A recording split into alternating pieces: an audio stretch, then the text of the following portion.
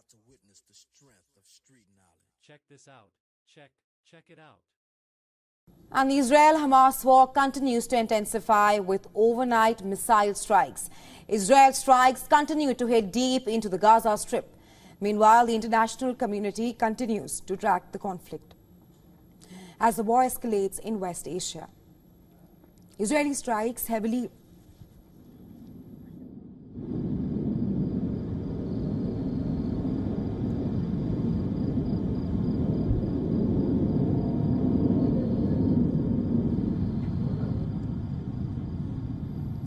Israeli strikes heavily bombed Gaza late last night. The territory saw several large blasts, fire and rising thick smoke. Around a dozen explosions were caught on camera across the border in Gaza in just a 20-minute period, that too. Meanwhile, Israel's Iron Dome system intercepted a number of rockets over the sky of Tel Aviv. Rockets exploding in air were seen up close from the city's skyline. The Israeli army released footage showing tanks and soldiers proceeding into the Gaza Strip, as well as targets being hit by airstrikes. Israeli soldiers deployed on army vehicles and they also shot towards designated positions. Hezbollah released videos of hitting Israeli outposts on the border with Lebanon. Blasts and plumes of smoke rose from sites of the Israeli forces.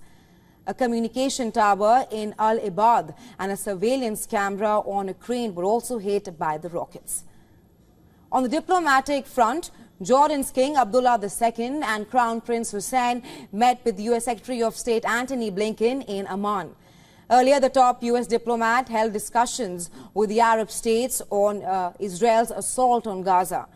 The foreign ministers of Jordan and Egypt stood alongside Blinken and repeatedly pushed for a cessation of hostilities.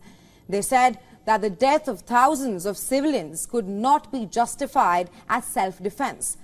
But Blinken said that a halt would allow Hamas to regroup and attack Israel again. And as the war continues to escalate, pro-Palestinian demonstrators staged a protest in London, Berlin, Paris, Ankara, Istanbul and Washington, D.C.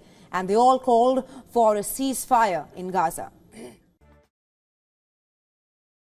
Thank you for watching our digital media, and thank you for your support.